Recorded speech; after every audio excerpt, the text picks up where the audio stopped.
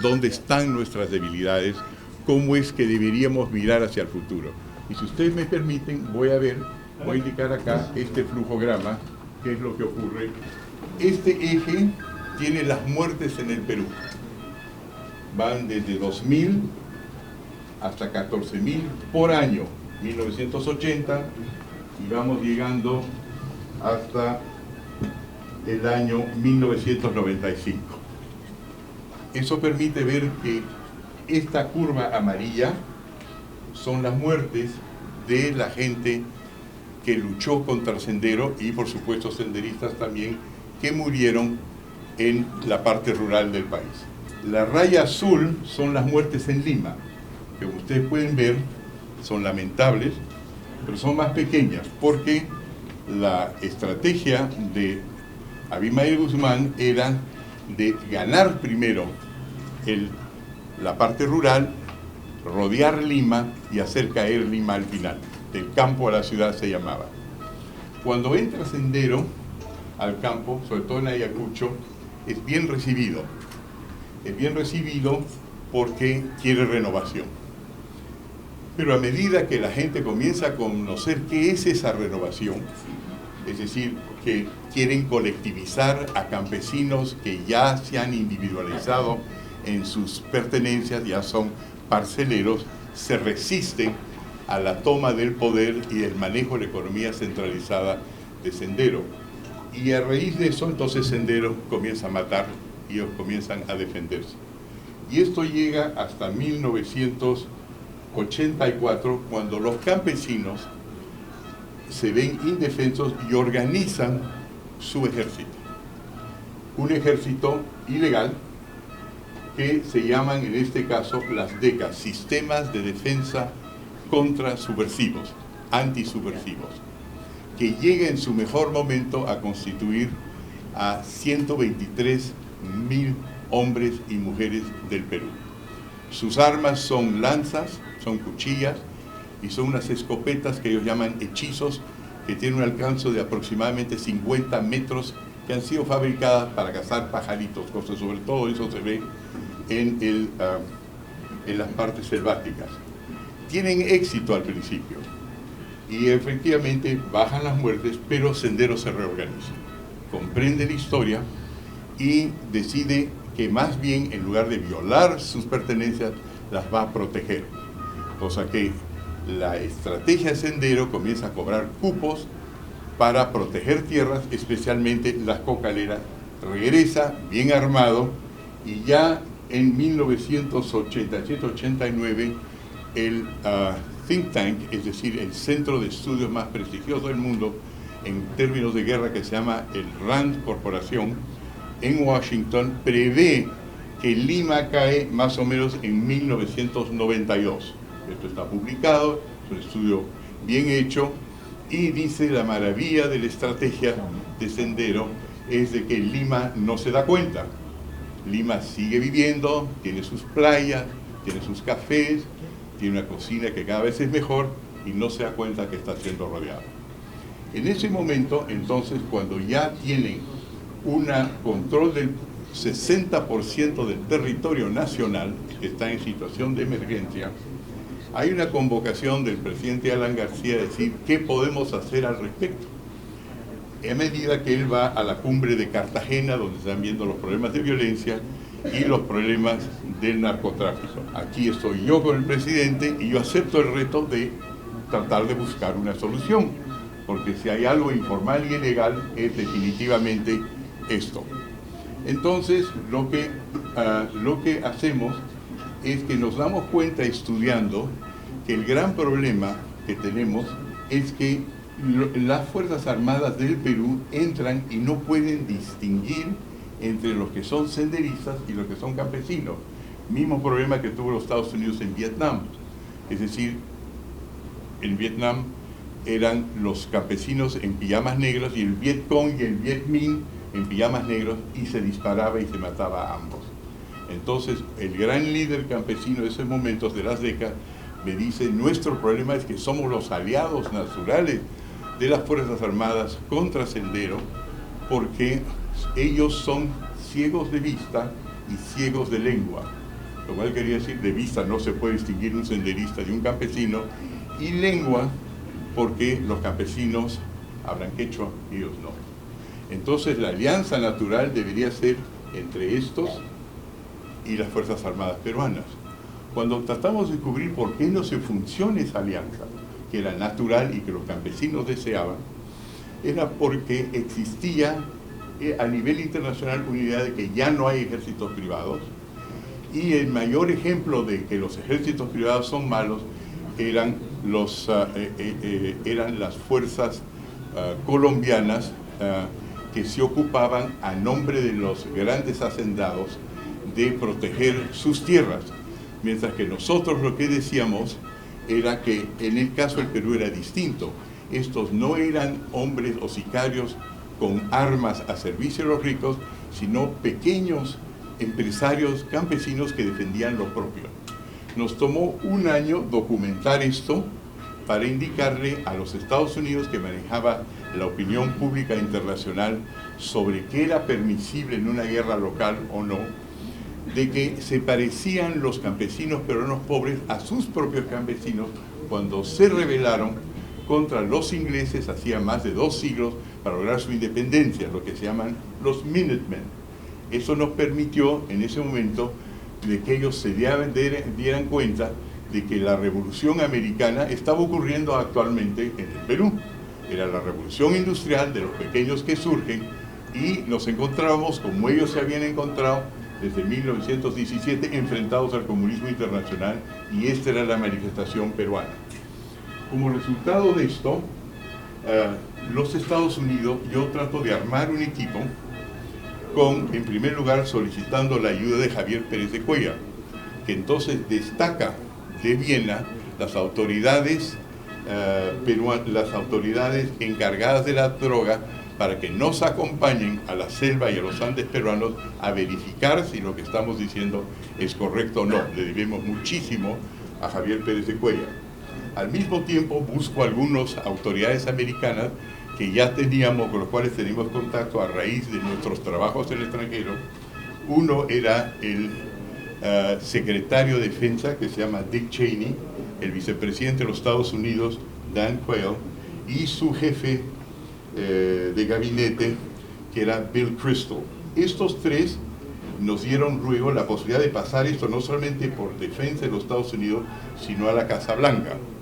En la Casa Blanca, aquí estoy yo, aquí está el presidente Fujimori, aquí está el presidente Bush primero, y Scowcroft, que es el jefe de la Seguridad Nacional de los Estados Unidos, donde se cierra un acuerdo que ya comenzó a funcionar acá, que se logró cuando con las Naciones Unidas y el embajador americano a los Estados Unidos, Anthony Quainton, nos paseamos todo el sur del país para que conozcan uno por uno nuestros líderes campesinos de los sistemas de defensa antisubversiva y se den cuenta si estos son realmente unos criminales o son sencillamente campesinos defendiéndose como pueden de un comunismo que nos estaba ganando la guerra.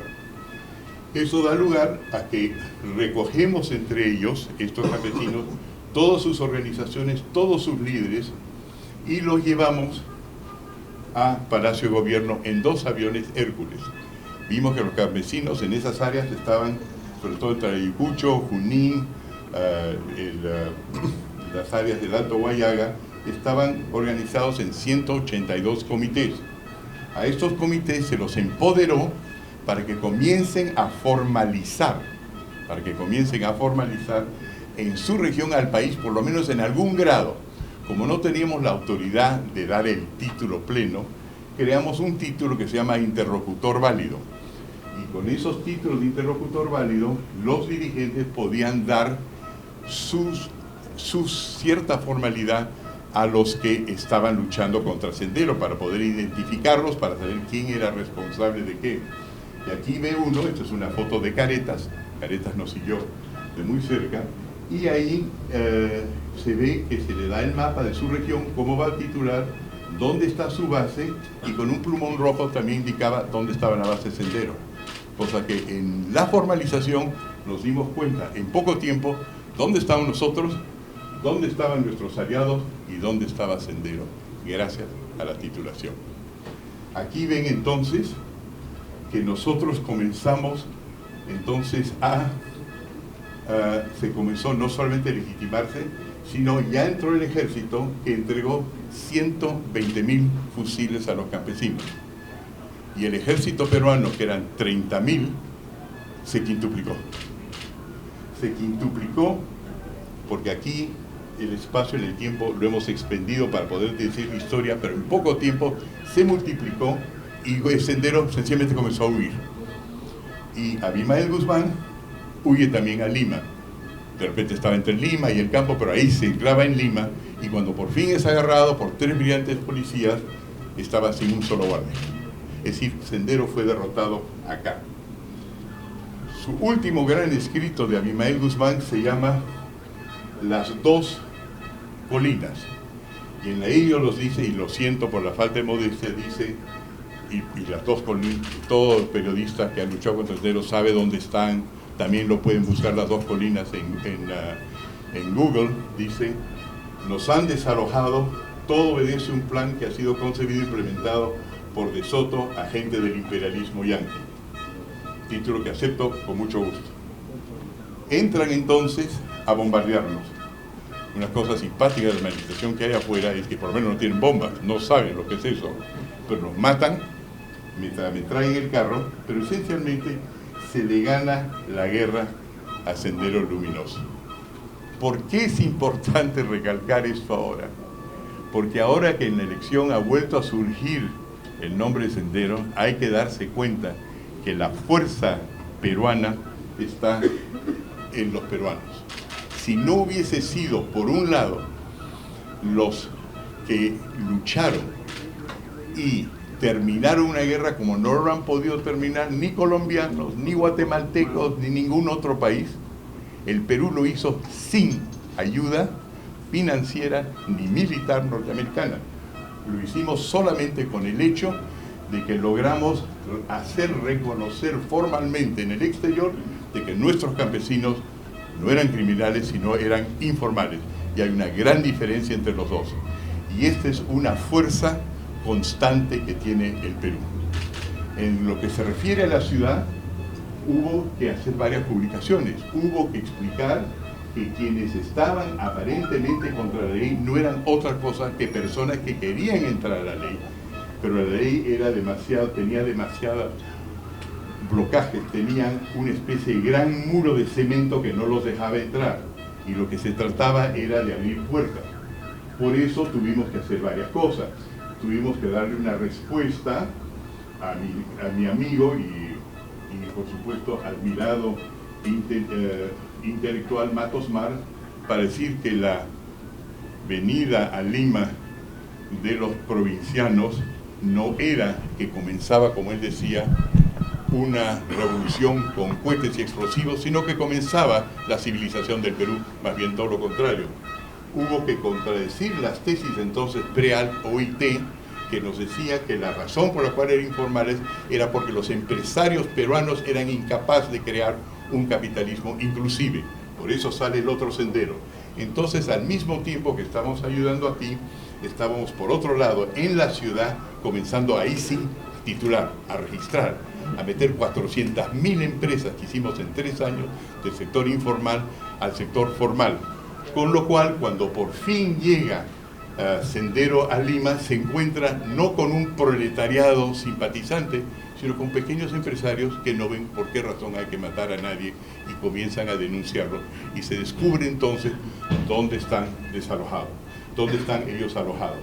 El resto ya no pertenece realmente a esta historia, salvo que indicamos que se comenzaron a levantar todas las huelgas que había en Lima, desde la Federación de Choferes del Perú y distintos lugares, a medida que la gente se daba cuenta de que lo que le faltaba era legalidad y que efectivamente eso no era lo que le iba a dar fuerza a Sendero. Ese es el tema. Yo quisiera ahora invitar preguntas para poder darle respuestas, pero quiero resumir el objetivo de este relato.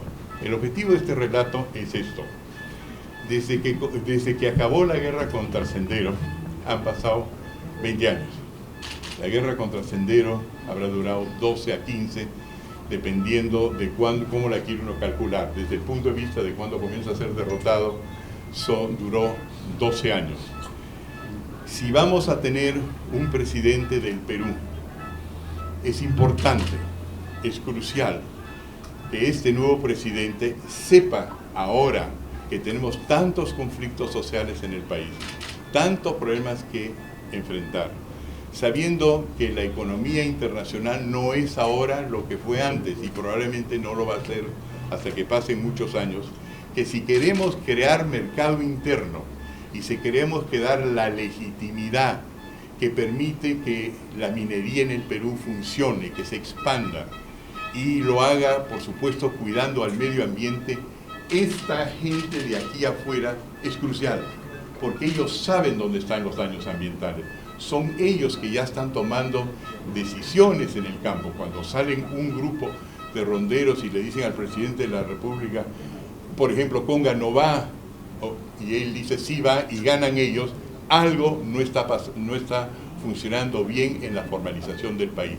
La idea de la formalización es llegar a una situación en la cual impere la ley en el Perú en base a lo que nos dicen todos los ciudadanos, en base a un consenso general y en base a tener los pantalones necesarios para enfrentar la violencia si es que ocurre y saber resolverla pacificando en lugar de sencillamente armando ruido sin causa. Yo tengo la impresión de que mucha gente se ha olvidado o nunca supo qué es lo que significó la guerra contra Sendero. Lo importante es que nosotros ahora, el ILD, que se ha asociado, es un organismo independiente, yo no soy un vocero de Keiko, pero soy su asociado, que nosotros sabemos cómo se logra vencer en situaciones de gran adversidad y que los ciudadanos peruanos tienen ahora que pensar muy seriamente en eso antes de votar. Acordarse del pasado y acordarse que el pueblo movilizado es lo que mejor puede vencer la delincuencia, el terrorismo, lograr prosperidad y lograr un consenso que nos permita a todos trabajar en paz con grandes e importantes mercados dentro de nuestro propio país. Muchas gracias, preguntas y encantado de recibir.